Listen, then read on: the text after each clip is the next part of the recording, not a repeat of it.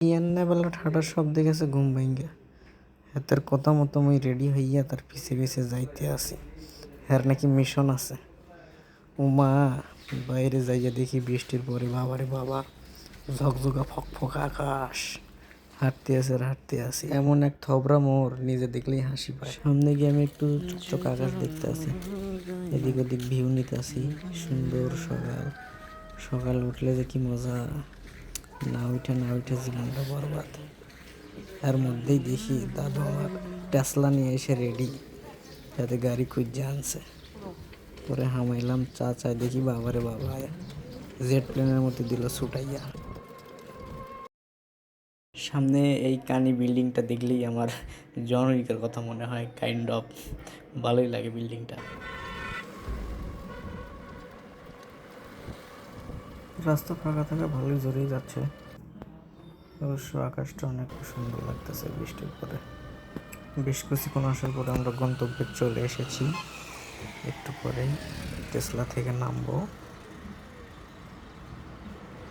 বাসায় একটা পারমানি রাঁধুনি না থাকায় বৃষ্টির দিনে বাঙালির জাতীয় খাবার খাইতে আসছি এত রাস্তা পার হইয়া। তো টেসলা আমারে সুন্দর মতো বকশিস টকশিস দিয়া ঢুইকা গেলাম।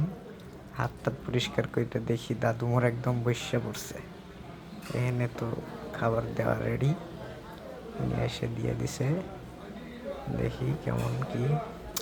খিচুড়ি বাঙালির জাতীয় হচ্ছে বর্ষা যাপন খাবারের মতোই আর কি। বলতেছে সাথে আর কি নিবে, সাথে খিচুড়ির সাথে কি আছে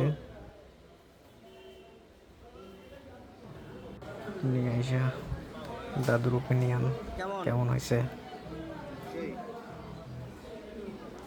ভালো ভালো।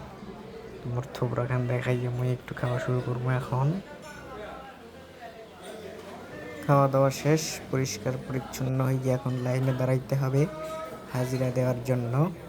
তো ভাইজান সামনে হাজিরা দিতেছে, আমিও গেলাম, যাই একটু হাত পরিষ্কার করিয়ে নিলাম। নিয়ে হাজিরা দেওয়া শেষ। তাকে আবার বকশিস হিসাবে দেখতেছি 2টা প্যাকেটও ধরাই দিছে। নিয়ে মোরা হাজিরার কামটাম শেষ করিয়া এখন বাইরে যাব, দেখি আমাদের টেসলা মামা আছে নাকি।